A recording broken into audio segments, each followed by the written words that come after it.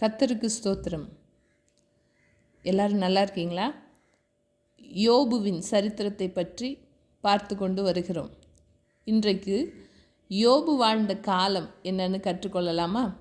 யோபு கிமு 2500 வருஷம் வாழ்ந்திருக்காங்க. இது சரித்திரமும் சொல்லுகிறது. எப்படி சொல்கிறேன் அப்படின்னு பார்த்தா, யோபு ஊத்ஸ் தேசத்தில் இருக்கிற ஒரு மனுஷன்னு நம்ம பார்த்தோம். ஊத்ஸ் தேசத்தில் யோபு யாராக இருந்திருக்கலாம் அப்படின்ற கேள்வி நமக்கு வரும்.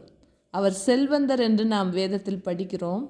ஆனால் யோபு வாழ்ந்த சமகாலத்தை சேர்ந்த இன்னொரு மனிதனை பற்றி படிக்கலாம்.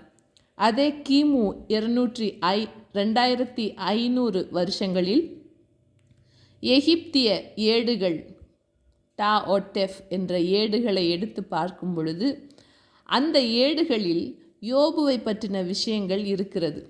அதே சமகாலத்தில் வாழ்ந்த மன்னனான எகிப்திய மன்னனான கோஃபு, கோஃப்ரா, மகாமுரே இவர்களோடு தொடர்புடையவராக யோபு இருந்திருக்கிறார்.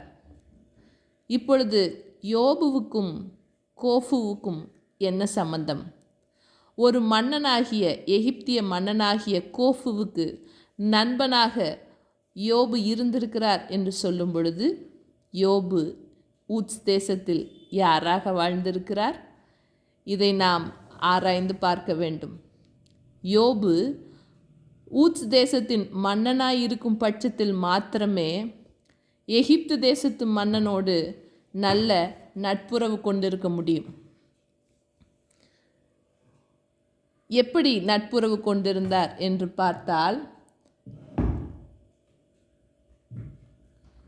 எகிப்து தேசத்து மன்னர்கள் மெசபத்தோமியா நாகரிகத்தோடு வணிப தொடர்பு வைத்திருந்தார்கள்.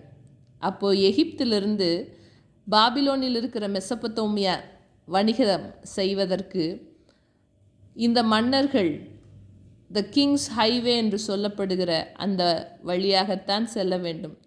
அப்படி செல்லுவதற்கு யோபு வாழ்ந்த ஊத்ஸ் தேசத்தின் வழியாகத்தான் மெசபத்தோமியா செல்ல வேண்டும்.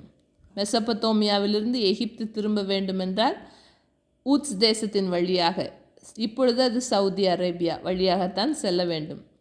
ஊத்ஸ் தேசம் எகிப்திற்கும் மெசபத்தோமியாவிற்கும் சரியாக நடுவில் இருக்கிற ஒரு தேசம். இப்படி போக்கும் வரமுமாக இருக்கிற சமயத்தில் இந்த கோஃபு மன்னன் யோபுவோட நண்பனாகிறார். இப்பொழுது யோபுவால் எகிப்தில் இன்றும் சொல்லப்படுகிற ஒரு பெரிய வரலாற்று உண்மை இருக்கிறது. அது என்னவென்பதை அடுத்த பதிப்பில் சொல்லுகிறேன். நன்றி.